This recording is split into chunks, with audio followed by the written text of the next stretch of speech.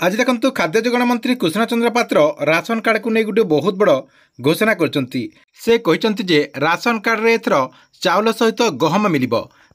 खबर को नहीं न्यूज रे अपडेट आसी आप स्क्रीन माध्यम देखुए खाद्य सुरक्षा योजना रे चाउल सहित गहम मिल एणिकी मागणा चाउल संघ को गहम पाइपर हिताधिकारी पूर्वर राशन कार्डधारी को राशन कार्ड रे केवल चाउल मिलता एवं पुणी थर जहाँकि गहम देवे सरकार तेबे क्यों हिताधिकारी को सरकार तरफ गहम दिज्व केबे ठारू दिज्व एने सरकार तरफ कौन अपडेट होती ये वीडियो माध्यम पूरा डिटेल जनईदेवी से आपने भिडटी को शेष पर्यंत देखूँ ता पूर्व वीडियो को गोटे लाइक कर दिंतु और जो मैंने चैनल को एजाएं सब्सक्राइब करना चैनल को सब्सक्राइब कर दिंतु।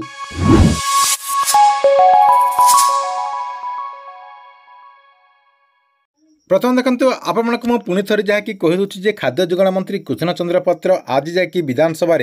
राशन कार्ड को नहीं गोटे बहुत बड़ घोषणा कर राशन कार्ड मध्यम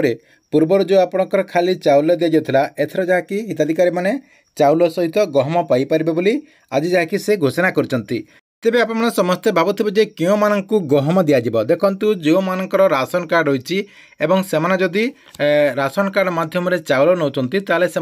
चाउल सहित गहम पाइपर बोली सूचना रही। यह सहित माननीय मंत्री कहते एथिपाई केन्द्र को जहाँकि पूर्वर जहाँकि चिठी कर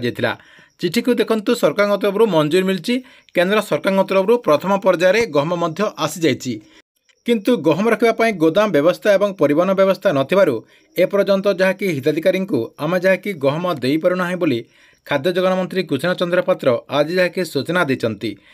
तेबे सरकार तरफ केबे ठारू गहम दिज्व जो आपको सरकार तरफ राशन कार्ड मध्यम गहम दिज्व बोली कहुच्छी केबे ठारू एई गहमटी दिज्व एवं केते चाउल सहित केते गहम दिज्व हिताधिकारी को से नहीं खाद्य जोगाण मंत्री कृष्ण चंद्र पात्र कौन से स्पष्ट उत्तर रखी ना बोली आज जहाँकि मीडिया सूत्र जमापड़ी सेहीपरि धान किणा को नहीं माननीय मंत्री कहते पूर्व अपेक्षा एथर जहाँकि सरकार तरफ अधिक धान किणा जाइए। मंत्री कहवा अनुसार गत वर्ष अपेक्षा चलित वर्ष 26 लाख मेट्रिक टन धान किणा जाइए प्रत्येक वर्ष 16 लाख मेट्रिक टन एफसीआई नहीं थाए एथर किंतु अधिक 20 लाख मेट्रिक टन धान नापी सरकार तरफ एफसीआई को राजी कर चलित वर्ष 46 लाख मेट्रिक टन चाउल एफसीआई नौथुवा बेले 15 लाख मेट्रिक टन बलका रही जाउची 10 लाख मेट्रिक टन चाउल रखा गोदाम करिचु बलका चाउल को फ्री रे सेल करने व्यवस्था करा जाउची बोली खाद्य जोगाण मंत्री कृष्ण चंद्र पात्र आज जहाँकि विधानसभा सूचना देते। ठीक अच्छे ये आपण राशन कार्ड को नहीं गोटे बहुत बड़ अपडेट आपण वीडियो केमती लगिला कमेंट बॉक्स रे निश्चय गोटे कमेंट करंतु एवं प्रत्येक दिन नुआ नुआ योजनार अपडेट जानापी चाहूँगे यही चैनल टी को आप रेगुलर देखुंतु।